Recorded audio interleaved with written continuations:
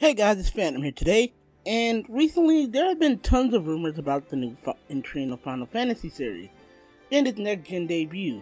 With the massive success of Final Fantasy VII Remake, what can Square learn moving forward from this game? I mean, Final Fantasy VII Remake introduced us to new combat system, to how stories can be told, and generally a new way that Final Fantasy can actually go in. I want to discuss how Final Fantasy 16 can bring Square back to the top with the mainline Final Fantasy entries.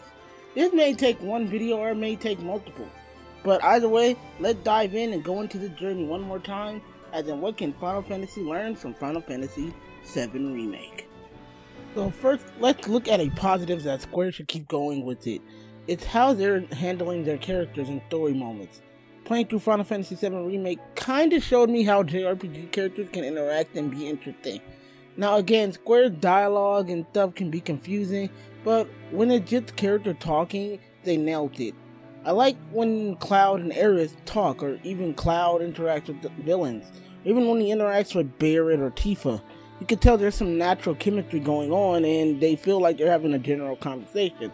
Unlike with another game that I stand, Kingdom Hearts.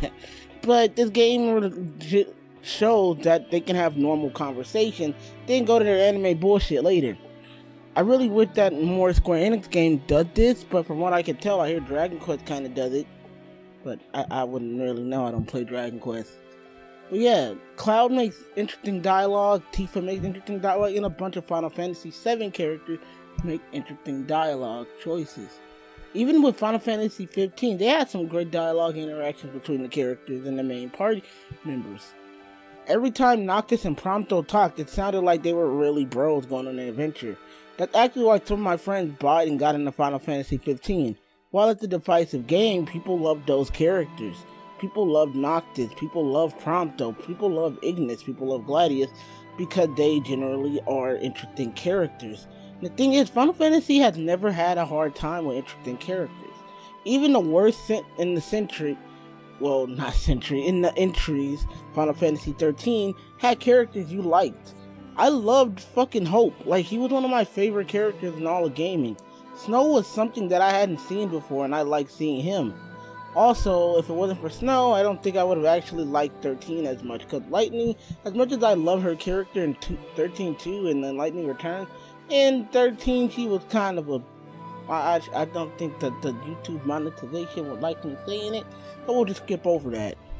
Overall, I feel like story-wise and character-wise, Final Fantasy VII showed how to get back on track, even though Final Fantasy VII taking a story that was made in 1997. Yeah, funny coincidence, isn't there? While there's still more to come, the stories they told in FF7R Part 1 could be the only story told, and I would be completely fine with that. But that's only the story part that I want to go into. There's one more section I want to go into in this video. Next, let's talk about the combat. I don't think they should go back to straight out turn-based combat anymore. Final Fantasy VII Remake shows that we can have a hybrid system that works well. We know that Final Fantasy 15's gameplay was mixed, to put it bluntly. Me myself, I liked it, though I found it to be very simple and not as unique compared to the other Square Enix games. But Remake showed, hey, you can be different and fun. Again, it also adds a layer of challenge that other games couldn't do so well.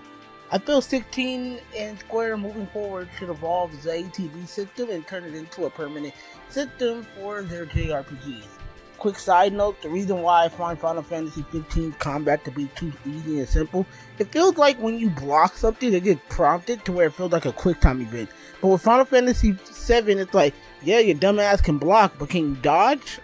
And it's really like, you know, can you counter? Can you handle this? It's a very unique system and I love it. Also, the ATB hit system has to where you can't spam healing or spam anything at certain points, so you feel like, hey, I gotta really think out all my moves.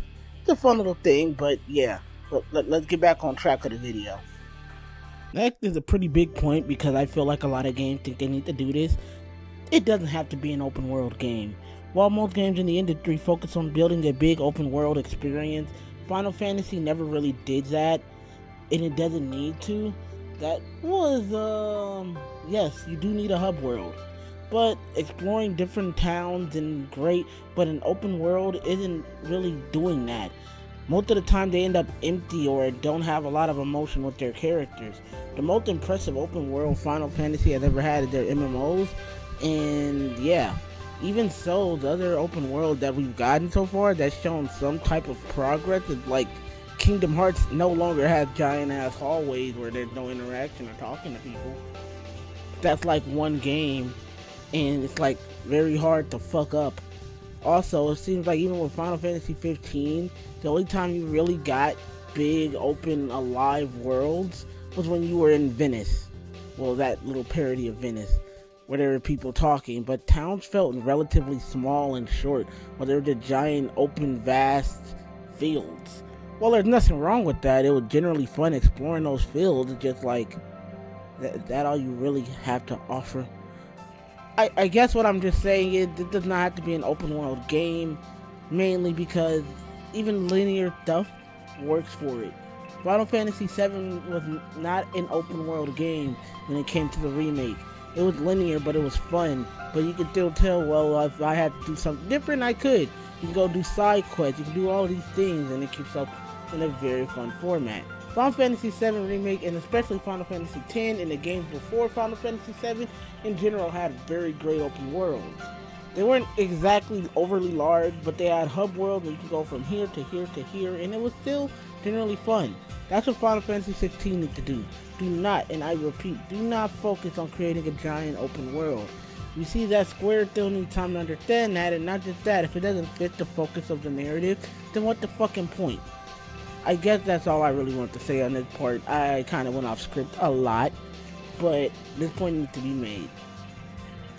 These are just a few ideas I kind of jotted down to get off my head. I kind of had this outro scripted, but I said fuck that. But yeah, I feel like this is what Final Fantasy actually needs to move on as a series. Again, Final Fantasy VII Remake I didn't expect to be that great. Not that I expected it to be bad, I just expected it to be like to my expectations, but it blew them out of the water. And the reason for that is because it actually focused on what made the game so great, but also focused on how to bring in new and casual players. I've never seen this much hype for a Final Fantasy game since Final Fantasy X. And when Final Fantasy VII Remake happened, I was extremely glad to see people giving it a chance. Mainly because A, I'm a huge Cloud fanboy for some reason, despite this man never actually speaking. But when I saw that people were getting hyped for Final Fantasy VII, it made me feel like when I was a kid again and I was the only one getting hyped for Advent Children and Dirge of Cerberus. What the hell was wrong with me? I played Dirge of Cerberus, but yeah. I mean, I don't know if I'm going to make more videos on this topic. I have done one where I talked about the future for Final Fantasy 16, but I wouldn't mind bringing this back. It's generally a fun topic to talk about, and considering Final Fantasy 16 may happen in the near future, like the really near future when the PS4 debuted, I'm extremely hyped. Also, I'm sorry I haven't been streaming or making videos lately. I've been pretty busy, but expect a big stream coming up, not from me, but from my new group, the Four Seekers. Yeah, I'm a part of another Kingdom Hearts group called the Four Seekers, but also the Lost Masters will be returning as well. You can check out all the Four Seekers channel down in the description below, because that's where most of their stuff is. You'll meet Byax, Jimmy Nofro, and Deathcast. They all do really great content, and they're really cool people. And I'm really glad to be a part of that group, but I'm also really glad to be a part of my main Kingdom Hearts group, the Lost Masters, because we haven't really talked a lot. And not just that, but we'll be doing all video games now, so yeah, that'll happen. I'll see you guys in the next video.